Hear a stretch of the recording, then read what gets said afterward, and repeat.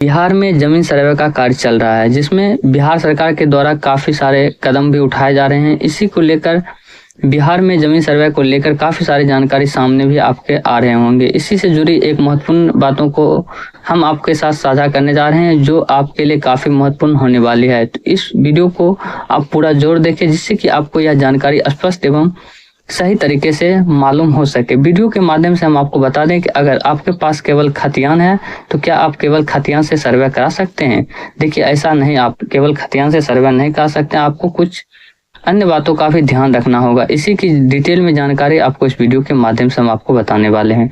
तो वीडियो को पूरा जोर देखें। साथ ही अगर आपने अभी चैनल को सब्सक्राइब नहीं किया तो चैनल को भी सब्सक्राइब कर लें, ताकि इसी तरह की जानकारी सबसे पहले आप तक पहुंच सके। तो आप अपने नाम या दादा परदादा के पुश्तैनी जमीन को आप अपने नाम कैसे करा सकते हैं, तो इनके लिए इन सारी प्रक्रिया आपको इस वीडियो के माध्यम से हम बताएंगे। इस वीडियो के थंबनेल में हम बताए हैं कि आपको अपने जमीन के सर्वे कराने के लिए आपको इन 4 स्टेप आपको फॉलो करना होगा। अगर आप ये 4 स्टेप फॉलो कर लेते हैं तो आपको आसानी से सर्वे का कार्य हो जाएगा। तो सबसे पहले मान लीजिए आपके पूर्वजों के नाम पर जमीन होगा। अधिकांशतः जमीन जो होता है पूर्वजों के नाम पर ही होता है, और उसी जमीन पर हम लोग क्या करते हैं, आपस में बंटवारा कर लेते हैं, उस जमीन पर अपना जीवन यापन करते हैं। देखिए, जो भी जमीन होता है पूर्वजों के नाम पर ही होता है, तो उसमें क्या करते हैं हम जो होता है बंटवारा, ऐसे मौखिक रूप से बंटवारा करके उस जमीन पर हम अपना निवास करते हैं, उस पर खेती बाड़ी करते रहते हैं। तो उस जमीन पर जीवन यापन करते हैं, उस जमीन पर खेती कर रहे हैं। तो इस प्रकार की जमीन के कागजात सभी के पास नहीं होता। जो पुश्तैनी जमीन होता है उसकी कागजात आपको घर में किसी एक ही व्यक्ति के पास होगा, जो उस कागजात को शुरू से ही अपने पास रखे हों।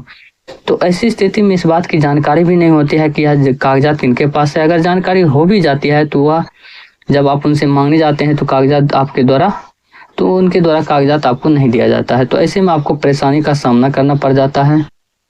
तो अगर आप खतियान को लेकर केवल यह सोचते हैं कि भूमि सर्वे करा लें और दादा परदादा के जमीन आप अपने नाम जो होता है करा लें, तो ऐसा नहीं हो सकता है। अभी आप उसे कृषि योग फॉर्म कार्य कर रहे हैं और आप सोचते होंगे कि सर्वे करा लेंगे तो बस जमीन मेरे नाम पर हो जाएगा या हमारे पिताजी के नाम पर हो जाएगा। ऐसा नहीं होगा। अगर कराना है तो सबसे पहले खतियान लेकर आपको खतियान में खाता, खसरा, रकबा और चौहद्दी जानने के बाद खतियान का फोटोकॉपी आपको ले लेनी है। अगर किसी के पास उपलब्ध हो तो उसे आप अपने पास रख सकते हैं। और आपको इस बात की वह ध्यान रखना है कि उस रकबा का कोई हिस्सेदार, यानी कि कोई जो परदादा या दादा है तो उस जमीन से कुछ जमीन बेचे भी हैं, इसकी भी जानकारी आपके पास होनी चाहिए, जिससे कि स्पष्ट हो जाएगा कि इसमें से कितना रकबा हमसे घट रहा है और कितना रकबा अगर छूट भी गया है तो उसमें आप दर्ज करवा सकते हैं कि मेरा रकबा इतना था और इतना रकबा मेरा घट गया है, तो इसकी भी जानकारी आप वहाँ पे दे सकते हैं। ये आपको पहले से पता होना चाहिए कि इसमें कितना जमीन बेचा गया है या खरीदा गया है। आपको अपना नंबर 2 सेकेंड स्टेप आपको क्या करना होगा, आपको अपना वंशावली बनाना पड़ेगा। तो देखिए, वंशावली आप कोर्ट के द्वारा भी बनवा सकते हैं या आप अपने ग्राम पंचायत के भी माध्यम से इसकी वंशावली आप अपना बनवा सकते हैं। तो आपको वंशावली बनवाना है, जो अपना पूरा वंश होता है उसको उस वंशावली में दर्शाना है। आपका कहाँ से जमीन का खतियान है, कहाँ से आपका कबाला शो हो रहा है, उस नाम से आपको जहाँ तक हो नीचे वहाँ तक आपको वंशावली आपको बनवाना। नंबर 3 स्टेप में आपको करना है, आपको अपने जमीन का बंटवारनामा बनाना पड़ेगा। ये बंटवारनामा क्या होता है, इसका अर्थ होता है कि आप अपने जमीन का जो आपस में बंटवारा किए हैं उसकी जानकारी आपको एक कागजात के माध्यम से देना होगा कि हमने इस जमीन को इतना इनके हिस्से में दिए हैं और इतना इनके हिस्से में। तो इसकी जानकारी आपको क्या कर बंटवारनामा बनाना पड़ेगा।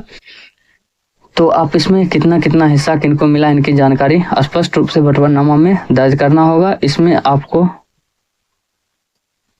बंटवारनामा बनाना पड़ेगा। उसके बाद आपको क्या करना होगा कि वही बंटवारनामा कागजात लेकर उसके बाद आपको सर्वे कार्यालय में जमा करना होगा। जमा कराने के बाद जो प्रक्रिया होगी, सर्वे कार्यालय सारे कागजात, जो भी डॉक्यूमेंट आपको कमी वहाँ पे पाया जाएगा उनके द्वारा सर्वे कार्यालय के द्वारा आपको मांग किया जाएगा और आपको उस डॉक्यूमेंट को यानी कि उस कागजात को आपको वहाँ पे जमा करना पड़ेगा। जब आपका सारी का जानकारी और कागजात सही पाया जाता है तो सर्वे का कार्य कर दिया जाएगा और आपके नाम से खाता भी खोल दिया जाएगा। अन्यथा अगर आप ऐसा नहीं करते हैं तो आपके दादा परदादा के नाम से ही पुनः खाता इस सर्वे में खोल दिया जाएगा और जो उस जमीन का सर्वे भी नहीं हो पाएगा। तो ऐसी स्थिति में जो है आपकी ज़मीन का सर्वे भी नहीं होगा और उस ज़मीन पर पता चलेगा कि सरकार के द्वारा यह स्पष्ट हो गया है कि उस ज़मीन का कोई मालिक ही नहीं है।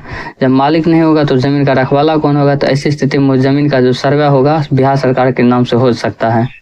तो ऐसी स्थिति में बचने के लिए आपको क्या करना है, इन सारी स्टेप को फॉलो करते हुए एक सही तरीका से आप अपना कागजात बनवा लें और उस पर पूरा बंटवारनामा और वंशावली और जो भी खतियान है उसका फोटो कॉपी तैयार रखें।